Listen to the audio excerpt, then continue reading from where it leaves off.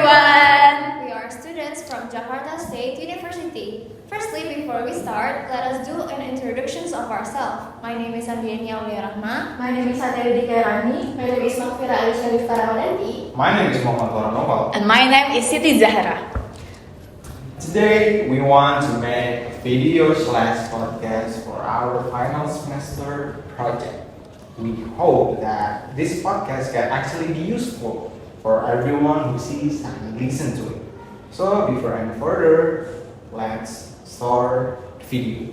Okay, before we start, do any of you guys know the topic that we are gonna discuss today? Oh, I know. We're gonna talk and discuss about social psychology and more. You are right, Vera. So, what is social psychology? Social psychology is the scientific study of how our mind, thoughts, feelings, and behavior are influenced by the actual, implied, or imagined interactions with other people. So, we see psychology in the context of society. So it's like when we live in society and in a certain environment, we see how those things will affect our psychology, such as personality, interpersonal relationship, and group behavior. Yeah, and so it's basically how a certain environment and the people around us will influence our personality and behavior.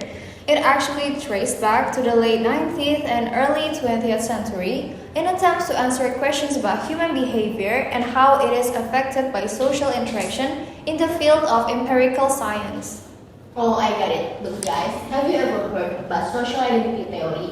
It is one of the social psychology theory developed in the 1917 by Henry Tetchell. Yeah, I've come across it in my psychology class.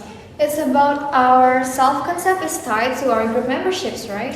Yeah, it is. It's a theory that explores how people categorize themselves and others into social groups based on shared characteristics like race, religion, gender, or even hobbies. It suggests that our self-esteem is closely tied to the groups we belong to. As I know, they also suggested that people have inbuilt tendency to categorize themselves into one or more in groups, building a part of their identity on the basis of membership of that group and enforcing boundaries with other groups. Yeah, our social identity influences how we perceive ourselves and others, leading to in-group favoritism and sometimes out-group discrimination. Have any of you ever experienced this personally? Like feeling a stronger connection to a group and behaving differently when you're with them? Yeah.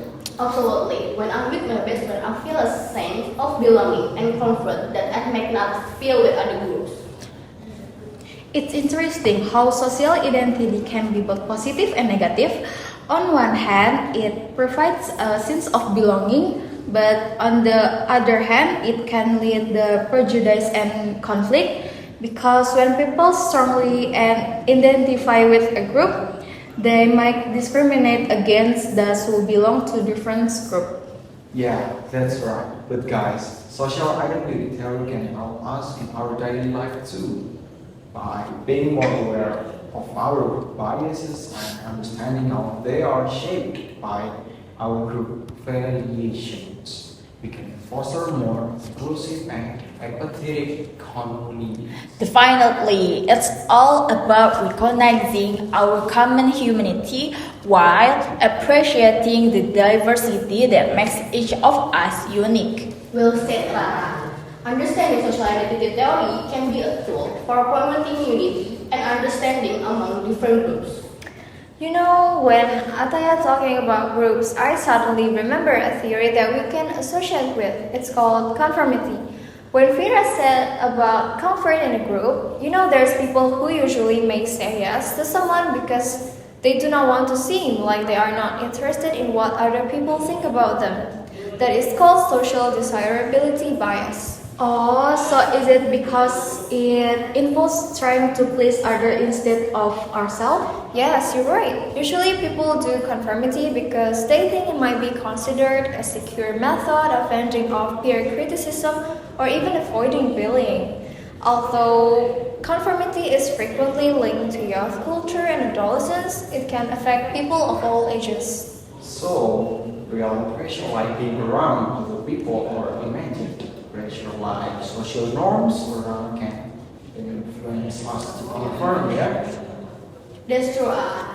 There's also three types of conformity. One is internalization. It's when we accept the group norms around us. It usually happens when we believe that the people around us are more informed. Two is identification. It is a form of conformity where we retain our personal belief regardless of the majority. It's like when we have to do something because of the majority even though we believe the otherwise. And the last one is... The last one is ingratiational conformity, right? It is when we conform to the majority to earn a favor or earn acceptance. It's typically motivated by the desire for a social reward. Yeah, that's right, Clara. I remember there was a research about conformity done by Salomon As. So, from what I'm getting right now, conformity can be dangerous as it does not allow us to express our opinions and expression, right? Or even ideas. And that could even result in feeling or acts in prejudice, right? Yeah, we might even have to change our appearance or personality to be a member of a group, and that could lead to lower self-esteem. And it also can be dangerous, such as succumbing to peer pressure that could lead to risky or illegal behavior, such as underage drinking. You know, underage drinking is one of the examples of conformity. They do that because sometimes they think it's cool and they're following a trend going around in the majority of their friends. They do that so they can be accepted to their group. Alright, so let's say if they're a parent who told their kid to try to go to college and get a good job afterwards, instead of waiting them to become an entrepreneur, does it count as conformity? Yeah, there might be people with different opinions about whether it's right or wrong to pressure your children down a certain path, but it certainly promotes conformity over individuality. So, we have been talking mostly about the negative side of conformity, but there's also a good side of it. Like conformity exists in order to help society functioning by maintaining social order. The role is that it helps to ensure that people follow and behave based on the rules, so that it's also easier for people to cooperate with one another. You were right. When everyone is following the same rules and behaving in the same way, it will be easier to work together toward a common goal as it reduces change, not getting into a disagreement and conflict. Wow, so there's actually so much explanations about one behavior and how it correlates with each other. Of course, so that actually why we never judge a book by their cover. We should always look into it before making an assumption and judging them. You're right, Athaya. Maybe that person is actually a nice person who started in a toxic environment.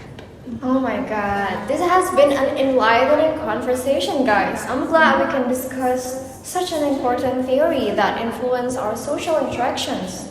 Yeah, I really enjoy our podcast theme today. I hope this theme is actually useful and can bring so much benefit to other people. Well, maybe that's it for our today's podcast. I'm Andieni, Rahma. I'm Farhan Naufal. I'm Athaya, Khairani. I'm Maqvira, Lecturer. And I'm Siti Zahra. We'll excuse for ourselves and we'll see you in other occasions. Goodbye!